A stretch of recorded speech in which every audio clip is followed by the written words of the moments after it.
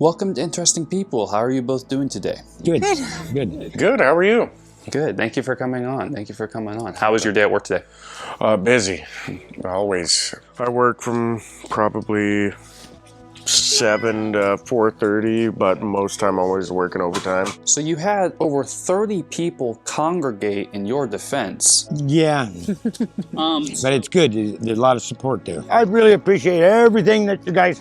This is really good because we all need this, to back each other because they're gonna attack all of us. Those neighbors could have came and talked to us. They didn't have to go and turn us in. I got a neighbor back here that's being a real pain in the rear to me.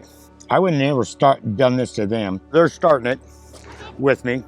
I can understand junky places and the person doesn't want to leave. Who was there first? And they can talk it out. We could have talked it out with these people, but they weren't. Go have a cup of coffee, a beer with your neighbor and have a visit. Yep. Work out a solution and then get together and put it into effect. Yeah. It's that simple. It's out of her hands and mine. Now that she's turned me in for what I'm doing on my place that's paid for. I give my kids a place to stay, they get kicked out. Now, would you want your kids to be kicked out of their home? No. Just giving them a little start so they can have something in this world and enjoy life. That's all everybody wants. To have a decent place to live. I was born and raised in the mountains of Northern California. My dad was a general contractor, so I'm very familiar with the control that planning and zoning grasps for. It's not something they want up here. It really isn't. I know that. If they feel the need to form a planning and zoning commission up here, then form it. Let the community form it. Don't bring it out of Sandpoint. We don't want anybody telling us what to do on our place. These guys didn't pay for the property, we did. And the Constitution clearly states it is ultimately the owner's decision what to do with their property in their own best interest. Mm-hmm. And they're overreaching. Having to deal with everything that you went through and then having this on top of it. It's like, can't like the working man get a break? And I'm like, and you're not the only story. It's like I keep investigating and finding more stories like this. It's like, can't people get a break? It's only the middle class. The people who have to pay the taxes. To work their butts off. Work their asses off to get everything anywhere. they have. And still be in debt. Just to have everything thrown at them. You have a wife and kids, right? Yeah, I got 4 kids and a wife. So this is my wife, Kianna. My son, Ezekiel. My daughter, Paisley. My son, Nicholas. My oldest is 7. He's mine. My wife, second oldest, Jacob. He's 6 and a half. He'll be 7 here soon, November. We got Paisley, who's our 3rd child. She's just turned 3, and she is a handful. Mommy,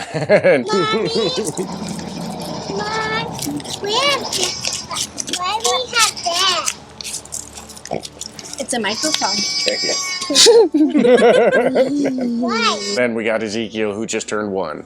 Yeah. How did you come into fatherhood? I was 19 and I was dating a girl I was head over heels for and thinking I was in love. We ended up actually getting pregnant and having our son, and she decided that she wanted something different and she kind of left. I got full custody. I actually met my my wife through one of my best friends. It was his sister. We were sitting there working on his rig. I was looking over, I was like, oh man, your neighbor, she's dang good looking. And he's like, that's my sister.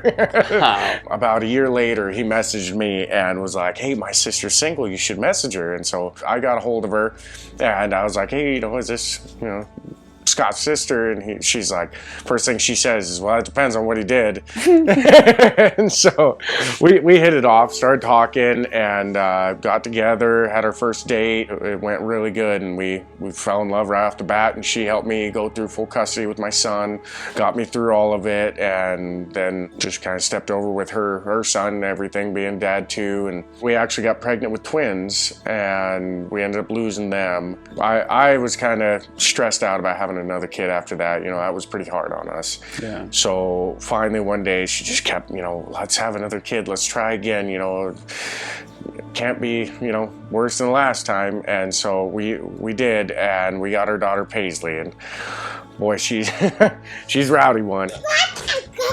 I hate rain also. My mom now. Now? Now, I've always been your mom. Now. I totally, yeah. I thought she was totally gonna just fall there. We decided that, you know, 3 was enough. 3 was good. We were gonna stick with 3 kids. You know, we were trying to build a house and start a life. We were gonna have her tubes tied after we had Paisley. Well, the doctor decided that he was gonna go on vacation halfway through surgery, and it was a C-section. And we didn't know that till after another doctor came in and was like, hey, I'm Dr. who, you know, whatever. And he's like, I'm going to take over the surgery. The other doctor went on vacation. We're like, what the hell? It's like he's scheduled to leave in the middle of the surgery for vacation, or he just walked off, or well, because there's when you're having a C-section, they put a little cover deal to separate you and the guts and everything hanging out, and so everything's still kind of hanging out. And another doctor came in and was like, hey, I'm Doctor, I can't remember his name, but I'm here to close you up or put everything back in and close you up. And so the doctor only tied 1 tube left, didn't let the other doctor know that he only tied 1 tube, and so he put everything back in, closed her up, just pretty much, hey, she's in there, good luck. High five, walks by, goes on vacation. I don't know. So what was the result of that situation? We got pregnant again with Ezekiel, my youngest son, which caused a lot of complications because of the fact that she only had 1 tube tied and she got pregnant. It caused a lot of restrictions and issues, and we ended up having to go in, have the tube reversed and like the tie undone, and go through the pregnancy, hope for the best. And we tried to go after the doctor, and he's like, well, if the baby dies, we'll pay for the surgery or whatever, but if the baby doesn't die, then we're not paying for anything. And we're like, no, this is crooked. You know, we trusted you to help us out here. We decided not to have a kid because right at the time we weren't financially set to have any more than 3. You know, we're barely scraping by trying to build a house, do all this stuff. A lawyer came to my wife in the hospital and said, hey, you know, I heard about your guys' situation. I want to help you guys make this right. You know, if your son makes it through this, he's probably gonna have struggles the rest of his life. And he does, you know, he's got little struggles here and there, but very happy boy though, very happy boy. He was supposed to be helping us through all this stuff. Well, he procrastinated and pushed it out, didn't answer our calls, didn't help us out. And apparently there's an end date for that stuff. As soon as you get to that end date, then they drop the whole lawsuit. So we didn't get anything. Don't get me wrong, yes, we didn't plan to have a 4th child, but he is amazing, and he is absolutely adorable. We love him just as if we would have planned it. My oldest son, he is best friends with him. They play together all the time. They have so much fun together, but that was rough. You know, I put a dampener on building our house and doing just about anything. How long have you been living in Boundary County? 63 years. And you? 31 years. So what's your favorite thing about Boundary County? The simplicity and the beauty. I can't say there's one thing. I love my mountains and my woods. I love being out there, my game, creeks, the waterfalls, and I love good, honest people. I had my wife put this on because I want you people to know what's going on and how they're going to attack me. They're going to come after you guys if you got stuff. How long have you owned this property? We bought it in May of 2010. Why do you enjoy living here? The view. Yeah. We got a beautiful view. You have to take a picture of it. What is your favorite thing about your wife? That's kind of a toss-up, to be honest. She's got the best head on her shoulders. She is positive about everything. Even through all of this that we're going through, she's always positive. She's always excited to see me. You know, when I get home from work, she's always right there. You know, even though I've had the worst day and I'm miserable and unhappy, she's right there to, you know, bring spirits up, and she's a hell of a cook. That's a toss-up between those 2. How long have you been living on the property with your parents, Jerry and Kathleen Neumayer? Well, so I moved there with them when I was 12, so about 15 years now. I moved away for, probably a little less than a year, so pretty much 14 years. Who are the neighbors that filed this complaint against you? Go ahead. Jeff and Sandra Bundy. And what was the complaint filed against you? We really don't know exactly. They said that we had a junkyard is what they told us. Why have they classified your property as a junkyard? because of my stuff, my antiques, and they got their little business back here that cramps their style. None of those people ever complained about my stuff. Are you registered as a commercial or non-commercial junkyard?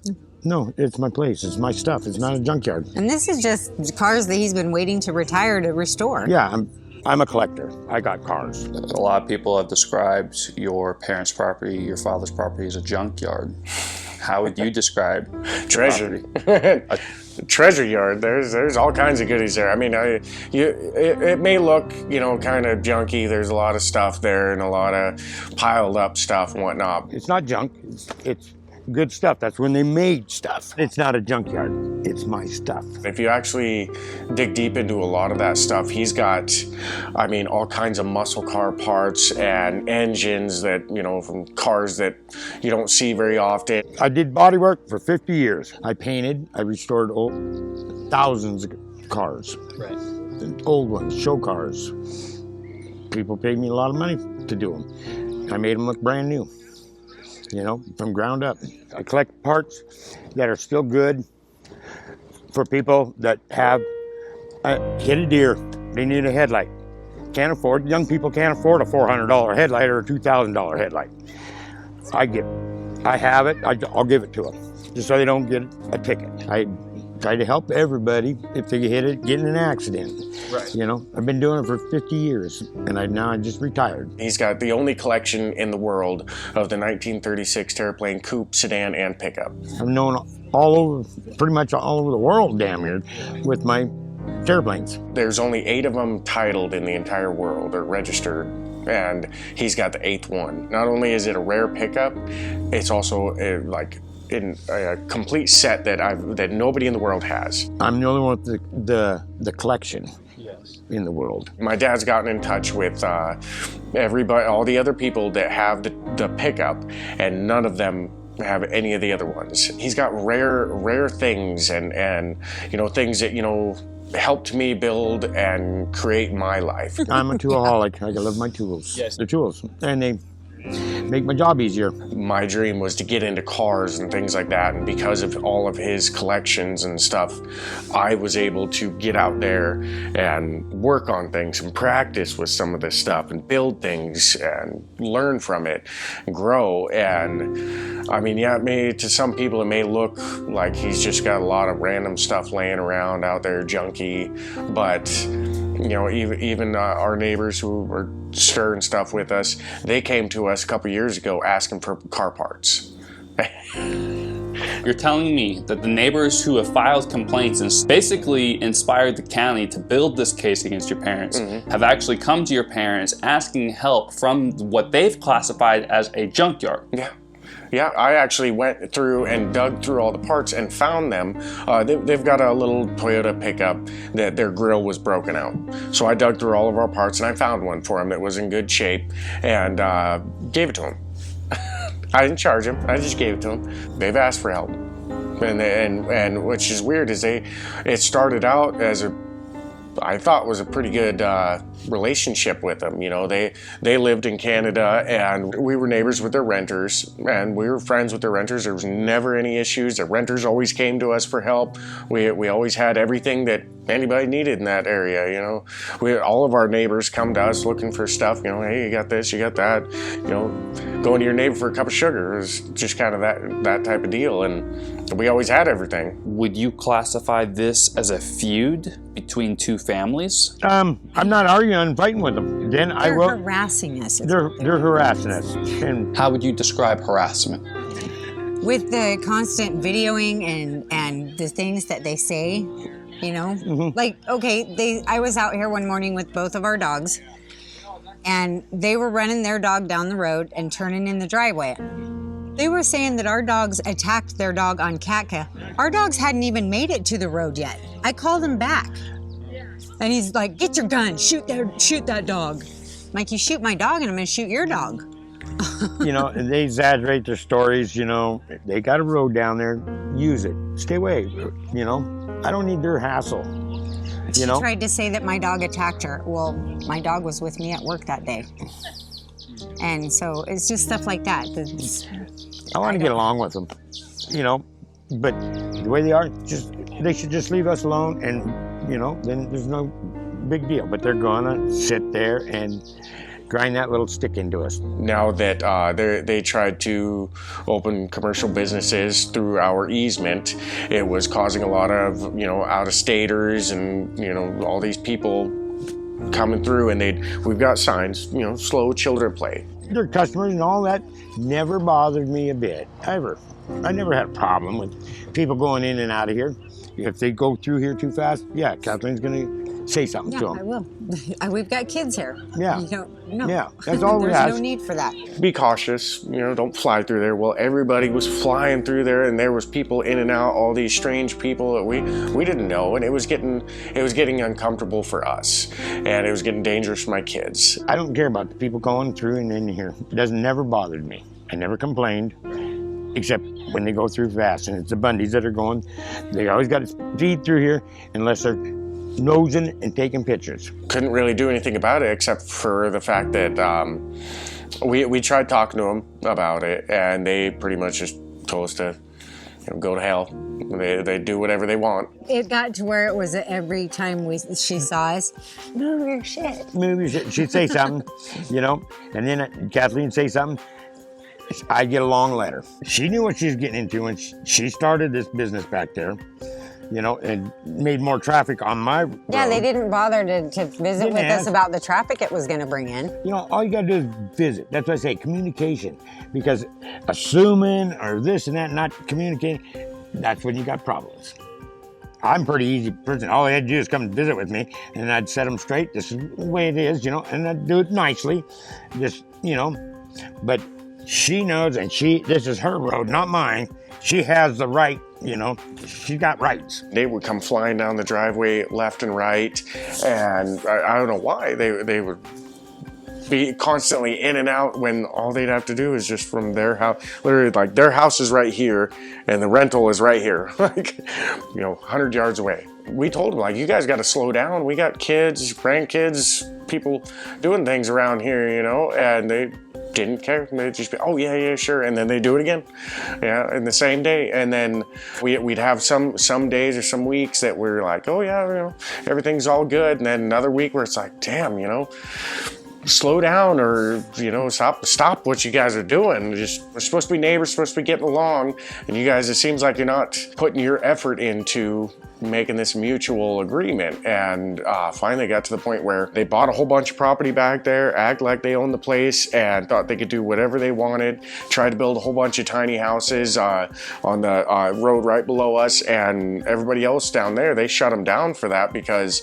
it was going to bring in all kinds of people that we didn't want, and plus they didn't want to do it properly legal. They wanted to build a whole bunch of tiny houses with just little cheap septic tanks. Well, because it would have been a commercial place, they would have had to do commercial septic, commercial power, commercial water on every single one of those places. Well, they didn't want to do that, so they got shut down by the state for it, or the county. I don't know who exactly shut them down, but they got shut down. Well, that really is what started all of this and got them to where they didn't even really know what we were doing of building and things like that. They just tried turning us in for everything that they could.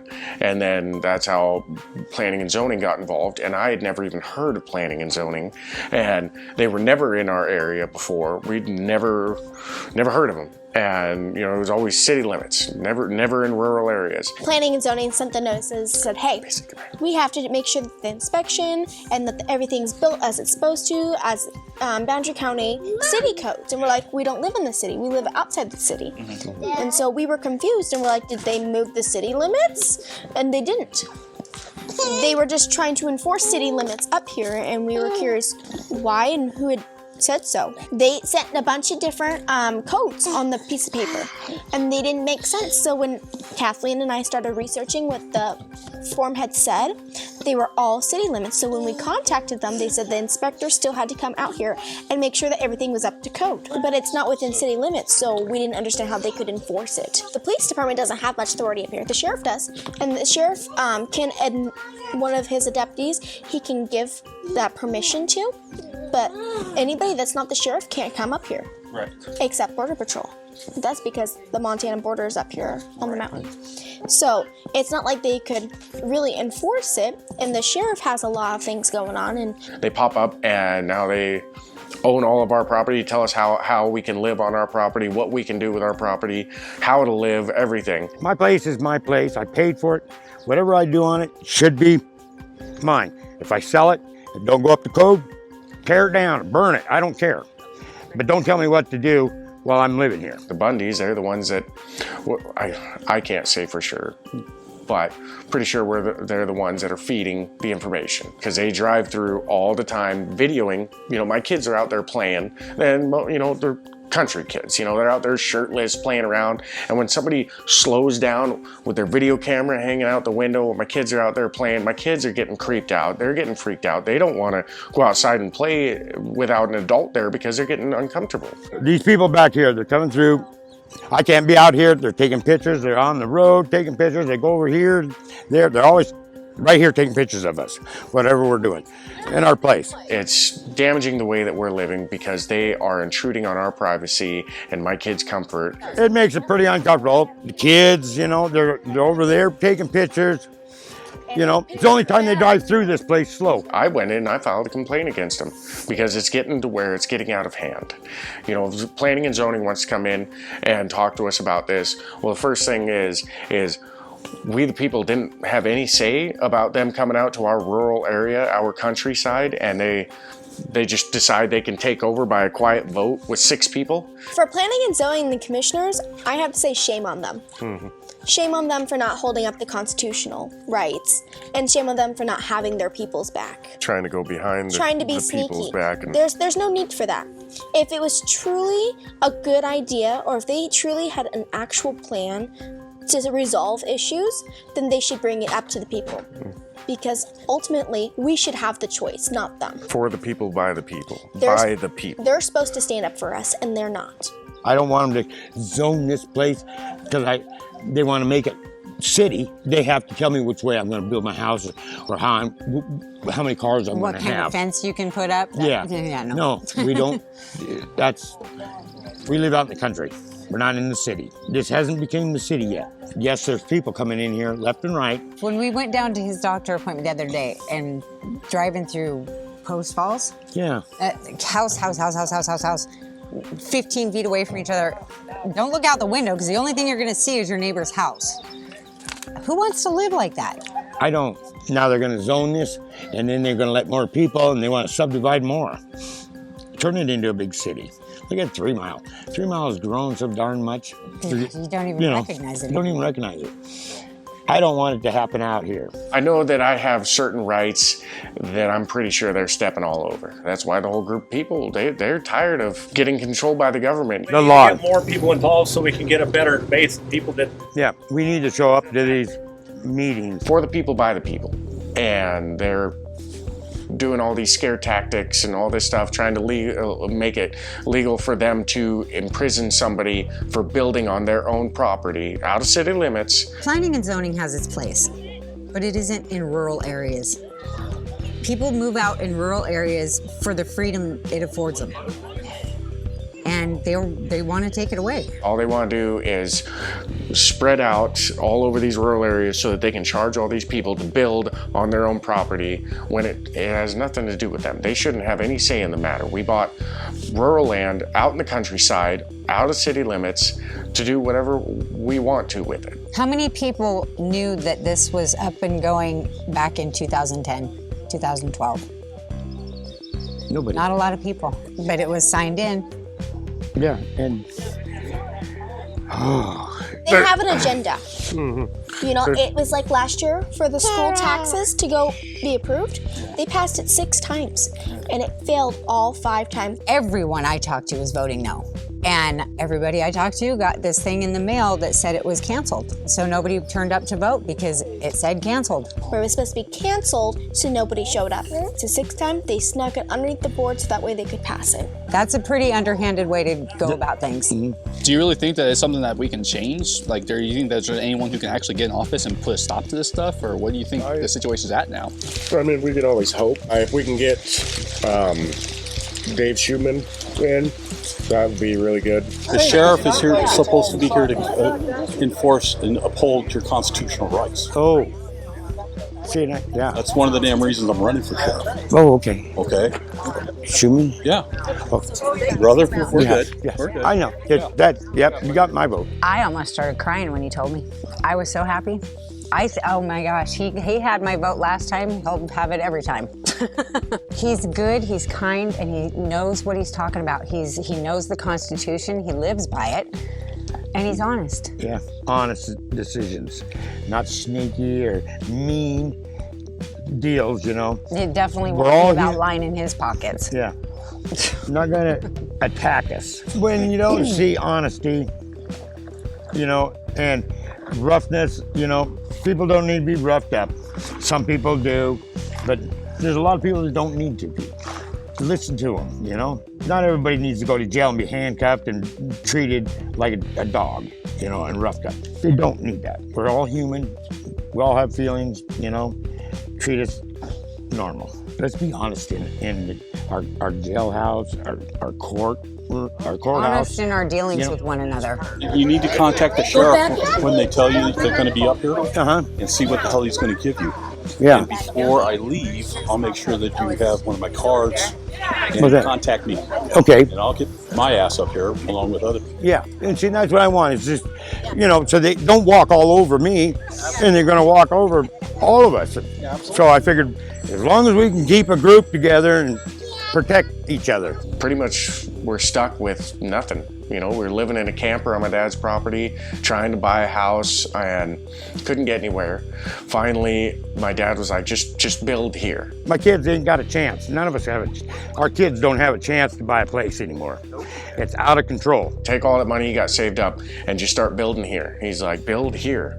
You know, you don't need to go spend $400,000 on a house that, you know, is an acre and only has enough bedroom for, you know, the two boys and your daughter and barely you guys. And I was like, yeah, you know, that would be nice. And so we decided, okay, we'd start doing that. While I'm here, I want to take care of my family. They need a start in life.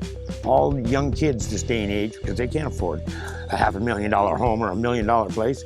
They don't even make that kind of money. As a father and a husband, it's very degrading when you can't just be like, of course, honey, let's go out. You pick the house, whatever you want. Let's go do it. Because you know, I was so limited, I couldn't do that for my wife and kids. And God bless my wife. She has always stayed positive, no matter living in a camper, a shed, just trying to survive and, you know, stay out of cold and have a roof over our head and food in our belly. She was always positive through it. I'd beat up on myself because of it, and she always was there to bring me up and cheer me up, and she always had a plate of food too, thank goodness. I love food.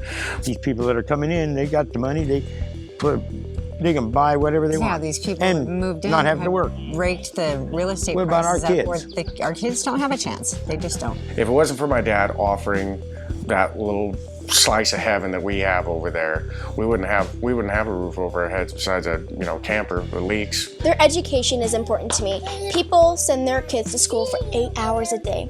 Out of those 8 hours, what does your kid retain? To me, Okay, that is too basic. long for your kid to be sitting down with 2 recesses and a lunch. They still don't absorb everything. We homeschool all year round. They don't get the 3-month break because, in my opinion, that's too long to go without learning something, but they will be more well-rounded adults for it. They'll have their education, they'll learn their cursive, because they took cursive out of school too. We don't register our kids in the school district because even though we homeschool, the school still gets paid for us homeschooling. In the state of Idaho, you don't have to register your kids for homeschooling. You can pick their education, you can pick the course you want to go, and that's what we've done. And our 2 boys aren't even on the same educational path because they learn differently. They have different interests, you know? It's frustrating because other people just sit their kids in front of a computer. We don't do that. We do book work. They get their screen time, but we do book work because it's important to know, to write your name, to read, the fundamentals, the basics. And most kids don't do that in public school. Met with a couple that do send their kids to school, and their 8-year-old doesn't even know how to write their name yet. And she's 8 years old, but she knows how to use a computer. Me? Nope, not you. You're only 3. I went to public schools. My dad worked 2 jobs as a single parent and raised 5 kids. I had to go to public school, and I like the public school, but knowing that what is in the public schools, they don't teach what you're supposed to be teaching. My kids know a lot more than most kids do at their ages, and they're very social. You know, people get a bad rep for homeschooling kids, and their kids are awkward, but my kids are very social. That does not stop them. I think they're well-rounded children. You know, we get out and we go to a pig farm once a week. They bottle feed pigs. They get to do other things that other kids don't get to do. Best part is, I know my kids are safe while I'm at work. You know, I can go out and make the money and make sure everything's taken care of while my wife's taking care of the kids. And I think probably the hardest part is we don't have 2 incomes and we got a big family, so it's hard to get. We always stay afloat, but we never fully get ahead, I guess. He gave us our start when nobody else would. I'm trying to help my kids out, so I let them build a house over there. Me and Dad, we drove to work together. We did everything together because we worked together. He taught me everything I know. So we went through everything together, buying the property. My dad and me were the ones that paid for it. We worked long hours, doing side jobs, doing all these things, scrounging up every cent to be able to pay that place off in 2 years. Bought it, paid for it in 2 years. In the morning, I get up at a little bit before 6, watch my alarm go off, and then get ready for my day. I go down to my parents, and they'll usually Dad will be sitting there on the couch or whatever. So I'll come in, make some coffee, talk to him a little bit, and try to see if there's any more updates or anything, and then I go to work. Your behavior has been characterized by some as criminal. Why do you think that is? Why would it be criminal? I've never raised my voice to him or anything. Over this ordeal, he come through videoing me, and I said, "Shame on you." And it was just like that. That's the meanest thing I said to him. Shame on you for starting all this. There's no reason for it. I think that was classified like that because they wanted to make it they wanted to criminalize a violation. They want me to say something bad. Planning and zoning's upset because they didn't get their piece of the pie, but it's just, they taxed my paycheck. They taxed me every time I went and bought lumber to build that place. Tom works his ass off and pays his taxes just for them not to put to good use. No. And that's what it is.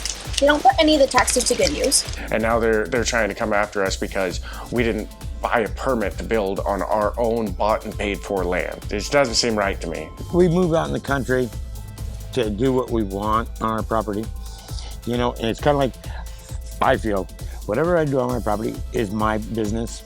So now they're trying to come after us for all kinds of fines and tried to make it, imprisonable. Apparently they wanted to make it where it was $1,000 a day.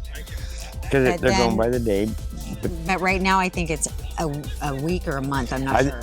Because the meeting was canceled, they're going to regroup things. They want to come up with a new proposal. Yeah. They don't really know what kind of proposal they want to do. I don't think they really know what kind of deal. They just want to zone us. They just want to, they want to put us in a zoning, everything in a zone, and they want to integrate it with Sandpoint's operation.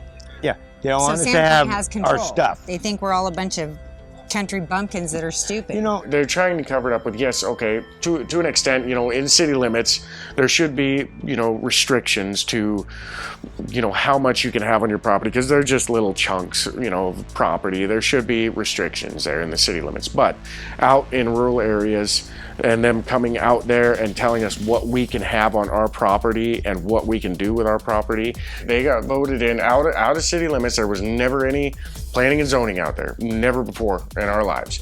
And the planning and zoning area literally ends right past my dad's house. None of us ever heard of it. Nobody told us about it. We never got anything in the mail about any planning and zoning. It just quietly got voted in. So you had no idea that you were even in the zone? Mm-mm. No, No none of one us did. communicated. Nobody even, none of our neighbors even knew until they came after us. I'm a little bit speechless. Yeah, it's pretty crooked, and I don't know. I'm pretty speechless too. You know, I shut down, and my wife's like, "What are you thinking right now?" And it's just like I'm at a loss. Is the Planning and Zoning Committee, along with other local offices, properly representing the desires of the community? No. No. How so? Why not? Well, for starters, they usher things in public hearings in the middle of the day when everybody's at work. People can attend that. A public hearing should be for the entire community to be able to attend, to have a chance to. Not everybody feels comfortable writing a letter. They want their emotion to be heard. They want them to see how they feel, how passionate they are about it. And they don't have that chance when it's at 1 o'clock in the afternoon. So I think that it should be held in a bigger facility and at a time when more of the community can be there. Yeah, exactly. More advertisement about it. What has been the most trying part of going through all this? Stress. A lot of stress. It shouldn't be that way, you know? Constantly moving. I homeschool. Yeah. The two older boys, they're in first grade and kindergarten. And so homeschooling it takes a total on their whole schedule. You know, we have a routine, we have a schedule every day. And for us to move from a house to a camper, I mean, that's a big, Yeah, leave it alone, honey. degrade. Go. And it's hard to keep, you know, our spirits up, you know, especially for the kids, things like that when all this is going on. You know, our kids had their own room, had all this stuff, and then we had to move into a camper, you know, because of all this chaos. It's okay. Oh, boy. Oh, drool. Watch the beer, buddy. Instantly good mood. Oh, yeah. Yes, he's got to be moving. Sometimes it's not him moving. There you go. I know. What about banking? Can we try banking? Me personally, probably the degrading part. Just feeling defeated constantly, you know, working so hard to get somewhere and, you know, having to, you know, be that guy that's living on his parents' property with my wife and kids. And I mean, that was just the only option. And it just, I think that's probably the hardest part for me. Defeated, watching my kids, you know, when I come home, they only see me for a little while and then I gotta go back at it, or I gotta leave, go do a side job somewhere else, and I'm there till midnight, 1 o'clock in the morning doing whatever, working on detailing, painting semis, doing stuff like that. And that's probably the hardest part for me, is working so hard, not getting to spend a lot of time with my family, and not feeling like I'm giving them what they deserve. What issues do you believe this property poses to the Bundys, the neighbors? Honestly, she wants it pristine for her customers. I understand. I don't like looking at junk, you know, but it's, yeah. She wants it pristine, and she just is the type that if it doesn't go her way, she's furious. So you think this is more of a personal vendetta? Yeah, I do. I'm gonna organize my place, and I want my place to look nice, you know? It's just, I moved here, and I'm a busy man. I've been busy my whole life. Well, yeah, and you want to work to the grave, you know. He works 8 hours at work or more, and then comes home he's and tired. Yeah, and I'm usually the first one there and the last one to leave, because I was painting. I gave up painting 10 years ago. That was 40 years of painting and doing body work too. So I just stuck to the body work this last 10 years. I said, this is enough. I want to come home. I want to enjoy my wife. We've been married 30 years, and we really never had time for ourselves. What do you have to say to the people in the planning and zoning? Well, I guess we the people aren't going to stand for this. We're definitely going to take back our rights. There was enough stuff ushered in under Denning and his crew that the community doesn't want. And you talk about wanting a better rapport with the community.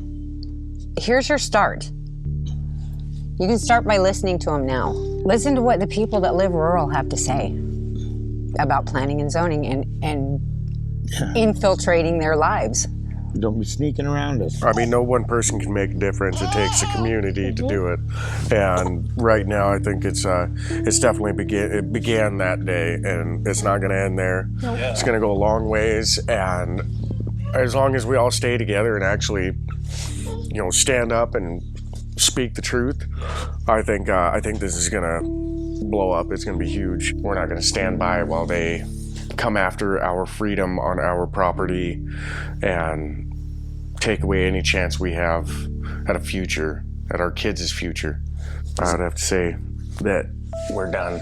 What do you have to say to the people of Boundary County, and to specifically all the people who came out in support yesterday? I can't thank you guys enough. That was amazing. I wish I could have been there. If I wasn't so busy at work, I would have been there. Thank you so much. It really shows, you know. The community is still there. Yeah, yep. The people are still there. Everybody's busy. And this is really impressive that many people showed up to support me. And not all of them came. I don't want violence or anything. I want, you know, peaceful, and I want honesty. I think that was amazing how the community came together and stood for the same exact reason, no matter their background or who they were. They all had the same beliefs. And I thought that was amazing. Great job. You know, we will all do the same thing for anybody else. I know a lot of them were disappointed that planning and zoning did not come out. I heard that comment a handful of times, that they were bummed because they all had questions. They all had their own statements ready to give to planning and zoning, as not as a threat, as not as a warning, as they were curious where they were being attacked from. Yeah. By passing things and not letting people know. Come on. That's conniving. I can't thank you guys enough. That was absolutely amazing. That was just, I don't even know what to say. It rendered me speechless. That was awesome that the community came together and protected one of their own like that. And I hope that next time I'll be able to be there so we can help somebody else in this need. I hope that we can all do this more often to support our locals and our community and keep our rights as we the people. We the people. We are the people that designate the government that is supposed to rule. Okay, if we see an officer of the government not operating in accordance with the Constitution, it's our right and our duty to remove them. We are to stand by our constitutions, Idaho and U.S. They're not doing that. It's when the people stand together is when the history hits. You know, my grandpa told me, no well-behaved child makes history. You have to make a difference, and sometimes you have to be rude about it. I did not expect that to happen. You know, I knew that the inspector was coming out, but I didn't know that so many people wanted to express their freedom and their rights, and it started right here. So why was the planning and zoning inspector visiting you today? To do a walkthrough so that Jerry could explain to them what it was all about here. Yeah. And why do you think they decided not to come? Because they were scared of the group that I had my wife put on. Nobody was there to get violent. Everybody was just there for support and thank goodness witness, because if they hadn't have showed up, I guarantee the inspector would have showed up and tried to take every advantage they could. I just wanted people here today to watch, to see for themselves what was going to go on. What's going to go down. I didn't realize there was going to be that many people. I'm a well-known person here because I've been here my whole life, well-liked, because I've been honest to everybody, and that's all I want to see in this community. I don't want to see my courthouse and cops being crooked. You know, be peaceful, be nice. They thought that we were going to be more aggressive. And we're not aggressive. No. I just want people to see what they're going to do to me, because they're going to be next. Because these people ain't going to quit. So right behind you, if you want to direct your attention to the screen behind you, we have a photo of, this is both of your parents, Jerry Neumayer and Kathleen Neumayer. This right here is a photo. Oh my goodness. of all the people that came out and support. And that wasn't even all of them. There's about 33, 34 people. It's kind of hard to tell because some people are behind other people. Yeah. But that isn't even all the people in the photo. There were other people that weren't in the photo. I run into this gentleman at the store or the gas station almost every morning. Which one?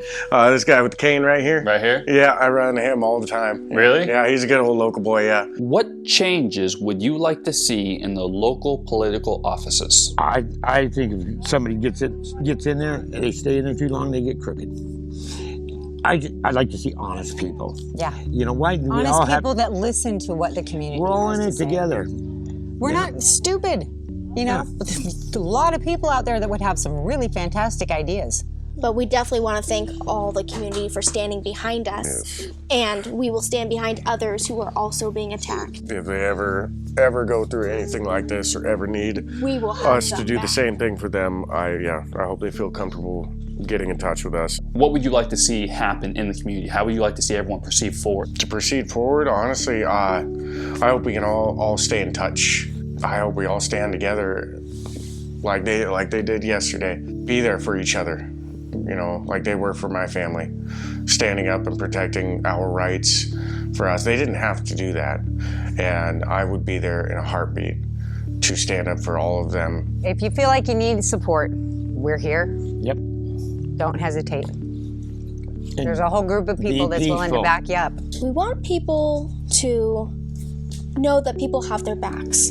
They can call their neighbors or walk down the road and talk to their neighbors saying, hey, this is what's going on. Are you having the same problem? Communication. We want to see communication through the whole community, because if there's not communication, then things are going to fall apart again, and things are going to get shoved through by planning and zoning commissioners everywhere. People are just going to keep on pushing rules through that were never approved by the people of the town. And that's what it is. It's the people are not aware or acknowledged or anything like that that's going on. Or they're sheltered.